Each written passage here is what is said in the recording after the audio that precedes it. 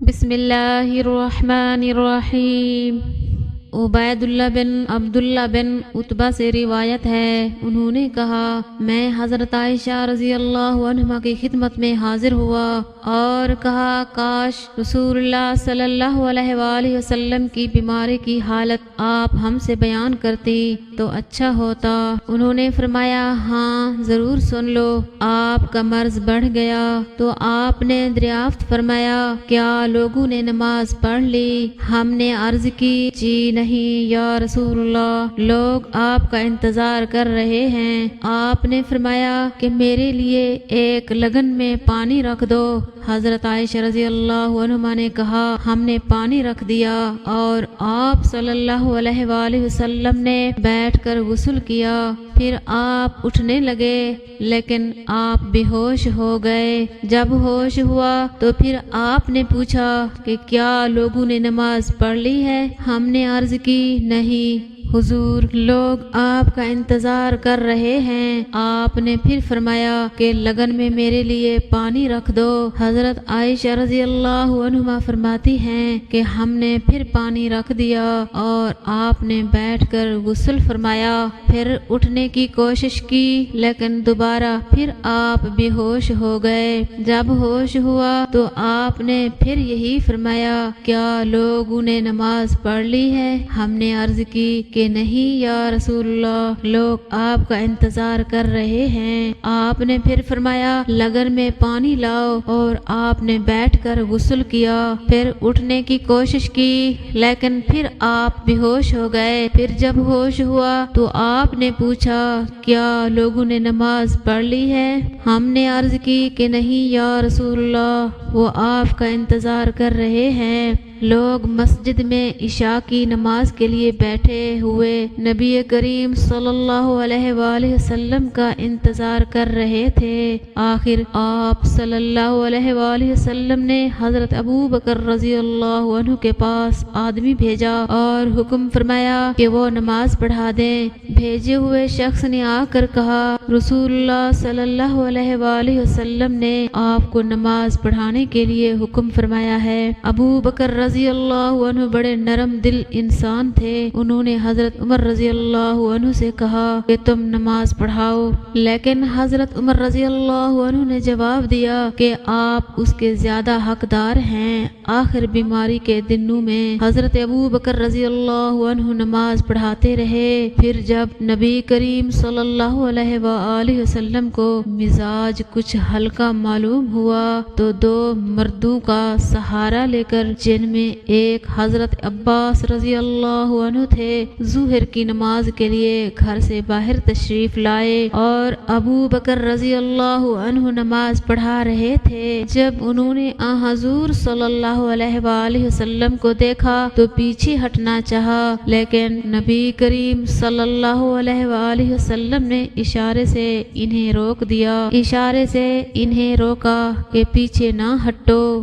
پھر آپ نے ان دونوں مردوں سے فرمایا کہ مجھے ابو بکر کے بازو میں بٹھا دو۔ چنانچہ انہوں نے آپ کو ابو بکر رضی اللہ عنہ کے بازو میں بٹھا دیا۔ راوی نے کہا پھر ابو بکر رضی اللہ عنہ نماز میں نبی صلی اللہ علیہ وآلہ وسلم کی پیروی کر رہے تھے اور لوگ ابو بکر رضی اللہ عنہ کی نماز پیروی کر رہے تھے۔ نبی کریم صلی اللہ علیہ وآلہ وسلم بیٹھے بیٹھے نماز پڑھ رہے تھے۔ عبید اللہ نے کہا کہ پھر میں عبداللہ بن عباس رضی اللہ عنہما کی خدمت میں گیا اور ان سے عرض کی کہ حضرت عائشہ رضی اللہ عنہما نے حضرت صلی اللہ علیہ وآلہ وسلم کی بیماری کے بارے میں جو حدیث بیان کی ہے کیا میں وہ آپ کو سناؤں؟ انہوں نے فرمایا کہ ضرور سناؤ۔ میں نے یہ حدیث ان کو سنا دی۔ انہوں نے کسی بات کا انکار نہیں کیا،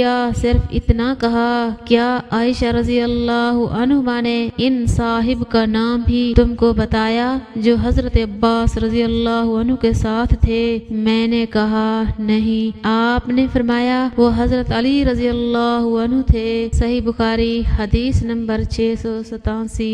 حشام بن عروہ سے بیان کیا، انہوں نے اپنے باپ عروہ سے، انہوں نے ام المومنین حضرت عائشہ رضی اللہ عنہا سے کہ آپ نے بتلایا رسول کریم صلی اللہ علیہ وآلہ وسلم نے ایک مرتبہ بیماری کی حالت میں میرے ہی گھر میں نماز پڑھی۔ آپ بیٹھ کر نماز پڑھ رہے تھے اور لوگ آپ کے پیچھے کھڑے ہو کر نماز پڑھ رہے تھے۔ آپ نے ان کو بیٹھنے کا اشارہ کیا اور نماز سے فارغ ہونے کے بعد فرمایا امام کے لیے ہے کہ اس کی پیروی کی جائے، اس لیے جب وہ رکوع میں جائے تو تم بھی رکوع میں جاؤ، اور جب وہ سر اٹھائے تو تم بھی سر اٹھاؤ، اور جب وہ سمی اللہ لمن حمیدہ کہے تو تم ربنا ولک الحمد کہو، جب وہ بیٹھ کر نماز پڑھے تو تم بھی بیٹھ کر نماز پڑھو۔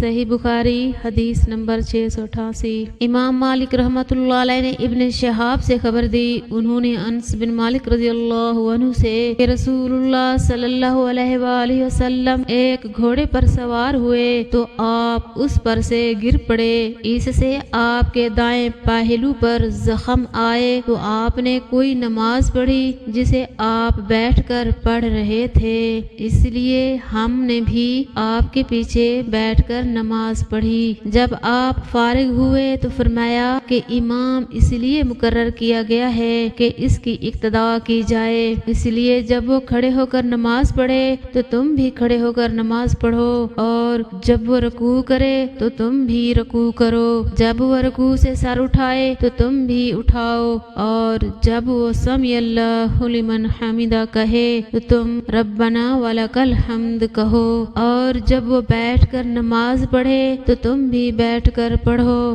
ابو عبداللہ امام بخاری رحمۃ اللہ علیہ نے کہا کہ حمیدی نے آپ کے اس قول جب امام بیٹھ کر نماز پڑھے تو تم بھی بیٹھ کر پڑھو کے متعلق کہا ہے کہ یہ ابتدا میں آپ کی پرانی بیماری کا واقعہ ہے، اس کے بعد آخری بیماری میں آپ نے خود بیٹھ کر نماز پڑھی تھی اور لوگ آپ کے پیچھے کھڑے ہو کر اقتداء کر رہے تھے۔ آپ نے اس وقت لوگوں کو بیٹھنے کی ہدایت نہیں فرمائی، اور اصل یہ ہے جو فعل آپ کا آخری ہو اس کو لینا چاہیے اور پھر جو اس سے آخری ہو۔ صحیح بخاری حدیث نمبر 699۔ مجھ سے برا بن عازب رضی اللہ عنہ نے بیان کیا، وہ جھوٹے نہیں تھے بلکہ نہایت ہی سچے تھے۔ انہوں نے بتلایا کہ نبی صلی اللہ علیہ وآلہ وسلم سمی اللہ لمن حمیدہ کہتے، ہم میں سے کوئی بھی اس وقت تک نہ جھکتا